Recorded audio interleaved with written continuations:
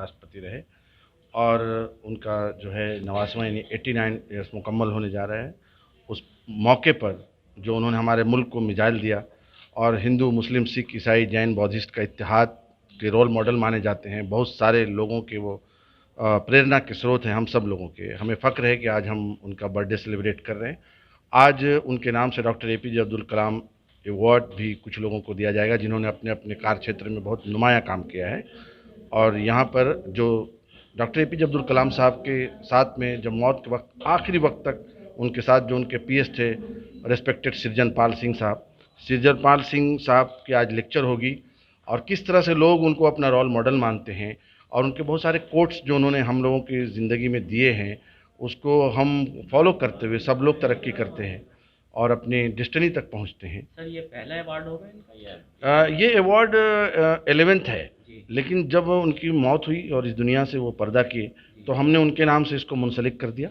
तो ये doctor APJ Abdul Kalam global foundation के बैनर पर ये एक 11वां साल का अवार्ड है, उनके नाम से। इसमें सोशल एक्टिविस्ट हैं, पॉलिटिकल हैं, मीडिया से लोग हैं, डिजिटल मीडिया के लोग हैं, और इस बार ख़ास तौर से जो कोरोना पे जिन लोगों ने ज़्यादा काम किया है, वैसे लोगों तक हम लोगों ने पहुंचने की कोशिश की है, उनको इनकरेज करने की कोशिश की है। और आज आप लोगों को एक चीज़ और मैं बताना चाहता हूं कि अभी हाल के दिनों में दिल्ली में जो आरिफ खान नाम के ड्राइवर, जिन्होंने कोरोना के 200 लोगों को बचाया, अस्पताल पहुँचाए और लाए, और वो भी कोरोना के जद में आके मौत के मुंह में चले गए और गुजर गए। हमने उनकी फैमिली को यहाँ पर आज बुलाया है, और हम 25,000 रुपये उनको एक सहायता के रूप में राशि हम स्टेज पे देंगे। उनकी बेटी और बेटों को हमने यहाँ पर बुलाया है ताकि लोग कोरोना के लिए और एक्टिवली काम करें, आगे बढ़ के आए। देखिए, मैं डॉक्टर APJ अब्दुल कलाम साहब को अपना रोल मॉडल मानता हूँ, और जब वो उनका फेयरवेल हो रहा था और मैं उस फेयरवेल में मैं भी था, उन्होंने कहा था कि अगर ज़िंदगी जीना है तो कुछ दूसरे के लिए जियो, यूँ तो गलियों के कुत्ते भी अपने लिए जी लेते हैं, तो अगर आप दूसरों के लिए नहीं जीते, सिर्फ अपने लिए जीते हैं, तो आप औरों के लिए एक जिंदा लाश हैं। तो मैंने ये समझ के, इंसानियत चूँकि एक इबादत है, मानवता एक पूजा है, मैं उसको यही मानते हुए मैं इंसानियत के लिए काम करता रहता हूँ। और ये एक माध्यम होता है कि जो लोग काम करते हैं उनको इनकरेज करने का, उनके हौसले को बढ़ाने का। अवार्ड एक माध्यम है। अच्छा सर, मैं यही कहना चाहता हूं कि पूरी दुनिया एक मुश्किल से गुजर रही है, और ऐसे में हमारा मुल्क हिंदुस्तान भी उससे बचा हुआ नहीं है।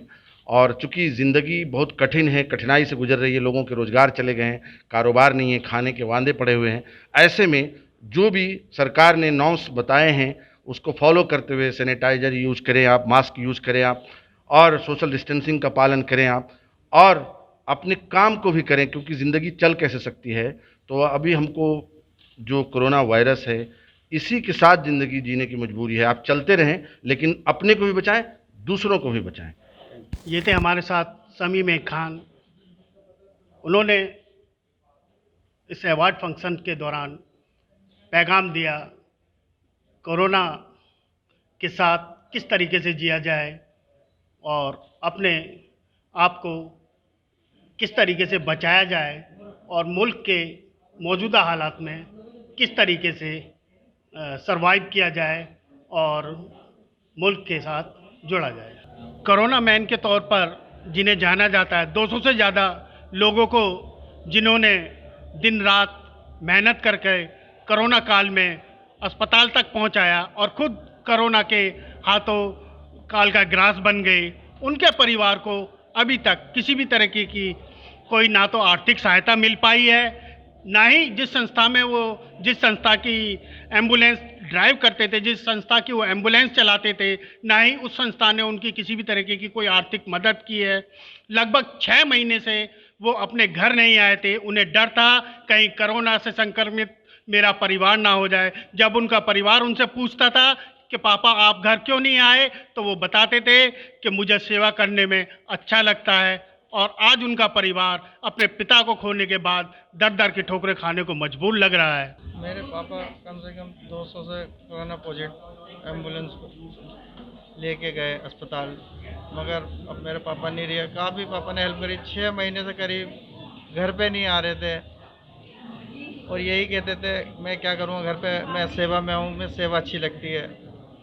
फिर घर पे हमें पता नहीं लगता था क्यों नहीं आ रहे पापा।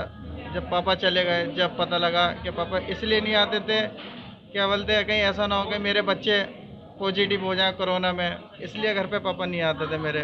अब पापा मेरे चले गए।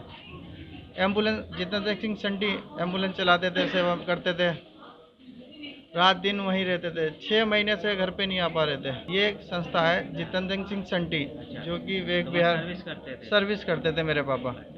रात दिन वहीं रहते थे। 6 महीने से करीब घर से नहीं आ रहे थे। जब से कोरोना टाइम चला ही है वहीं रहते थे पापा। अभी कुछ नहीं मिली, बस मेरे एक पापा ही थे कमाने वाले जो एम्बुलेंस चलाते थे। अभी तक कोई ऐसा नहीं मिला। जिस संस्था में आप काम करते थे वो संस्था आपको सपोर्ट कुछ कर रही है या उनकी आप उनके किसी और तरह? सपोर्ट कह रहे हैं, सब जने सपोर्ट कर रहे हैं, मगर अभी तक कोई ऐसी सपोर्ट अभी कुछ नहीं क्या मिला। नाम था उस संस्था का? जितेंद्र सिंह संटी शहीद भगत सिंह सेवा दल एक एम्बुलेंस चलाते थे।